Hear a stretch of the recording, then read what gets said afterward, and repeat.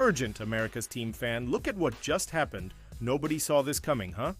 But first, make sure to subscribe to the channel because we bring you daily videos with the latest your team news.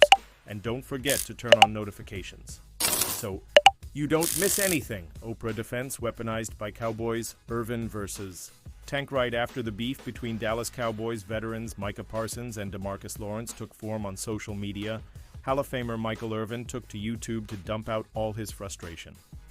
Now, after some time to process things, Irvin spoke on national television for the first time since the exchange. He appeared on Fox Sports Speak to pick sides in the argument. Here is what he had to say about being Team Micah or Team Tank. This is an easy pick. I'm absolutely going to go with Micah Parsons here in this little spiff. I love DeMarcus Lawrence. But you can't just say, I ain't going to never win a Super Bowl in Dallas as if you were not on the football field. You are directly part of the reason you didn't win a Super Bowl in Dallas, he said.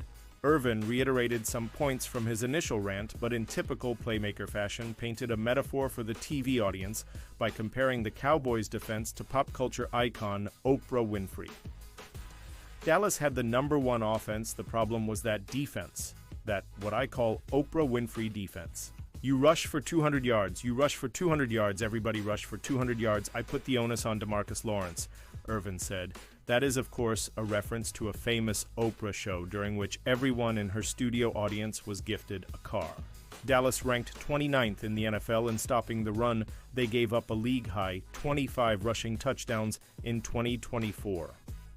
Michael Irvin, 88, sides with Micah Parsons in his beef with DeMarcus Lawrence. You are directly part of the reason why we didn't win a Super Bowl in Dallas. That Oprah Winfrey defense that he was a part of, pic.twitter.com vvvfabandv duzdmd speak on FS1 March 17, 2025. A lot of that, Irvin claimed, had to do with Lawrence's unavailability due to injury. Since 2021, when Parsons joined the team as a rookie, Micah has played in 18 more games and totaled 36, 5 more sacks than Lawrence. Parsons isn't excused of all criticism either, but now that Lawrence has signed to the Seattle Seahawks for 2025, it's Micah's time to prove he can lead the team. With a big group of new faces around him, he'll look to band the defense together to stop the Oprah impression on defense this season. If not, we're sure Michael will have something else to say about it. Pausing this news just to say that if you want YouTube to keep recommending the latest America's team news to you, it's very important that you leave a like on this video. Thanks. Now let's get back to the news. Cowboys versus Bills. Mafia fans debate Diggs signing. Perhaps former All-Pro wide receiver Stefon Diggs wasn't the sole reason that Josh Allen has become a top quarterback in this league, after a frustrating couple of off-seasons that resulted in the veteran receivers' departure to the Houston Texans. Diggs took multiple parting semi-shots at his former quarterback and the Buffalo Bills. You thrive in a space where you're loved, Diggs said upon leaving a year ago. Thrive in a space of being around those who truly care and truly want to see you win. Of course, Buffalo did everything they could to make the top receiver happy, but there came a point where the offense was evolving over the last few years that didn't need Diggs' antics on the sideline. Now it seems Diggs is more open than ever to return to Buffalo, especially with limited interest across the board in free agency. Meanwhile, fans of the Dallas Cowboys, and certainly Stefon's brother Trevon, would like to see him join America's team. Who wins the debate? A quick dive into the All-Pros social media accounts can show that previously deleted photos with the Bills have been returned back into place. It could be a sign that Diggs is opening up to the possibility to a reunion. Of course, the Bills need to be a team that actually agrees to that sort of reunion. And Dallas? Well, there is a need for a no.2 receiver for Dak Prescott alongside CeeDee Lamb. Does Jerry Jones want to write that check? Diggs has made previous comments regarding Allen's ability to perform without the star receiver, but that no longer holds any weight. A year removed from the receiver, and Allen is now the reigning MVP of the entire league. Diggs may want a reunion, but Buffalo may not want the headache anymore when it comes to him, and a brotherly pairing in Dallas. The Sam's questions about drama and baggage and money apply. Cowboys versus Micah tactic labeled disgraceful and predictable. The moment a superstar Dallas Cowboy approaches a contract extension, the media machine suddenly activates. This time the target is Micah Parsons, and the narrative is all too familiar. Is he a problem? Is he a distraction? We've seen this script before. The Jones family, now clearly entrenched in contract negotiations, is orchestrating yet another public relations play designed to drive down a player's value.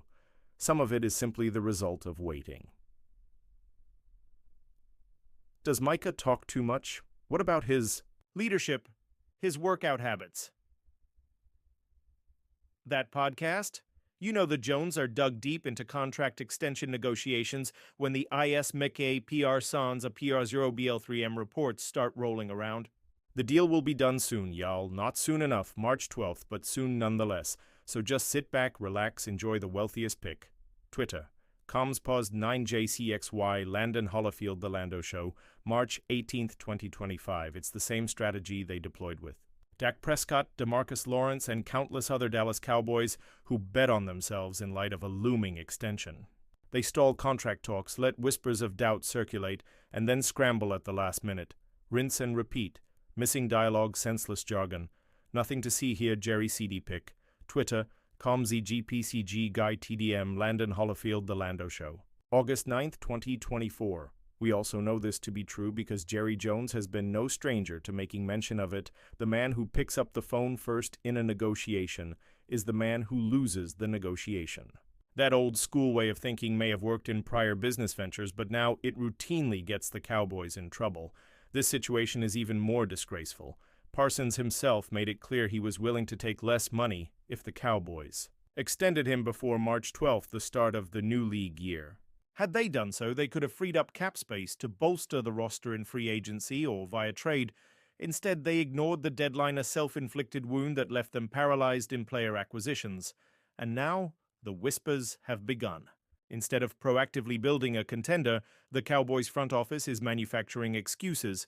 Parsons is not the problem. No, the problem is an organization that has perpetually refused to operate with urgency. So when contract negotiations reach a boiling point and the front office blames outside distractions, remember this was their choice. And now, America's team fan, I want to hear from you. What's your opinion on this?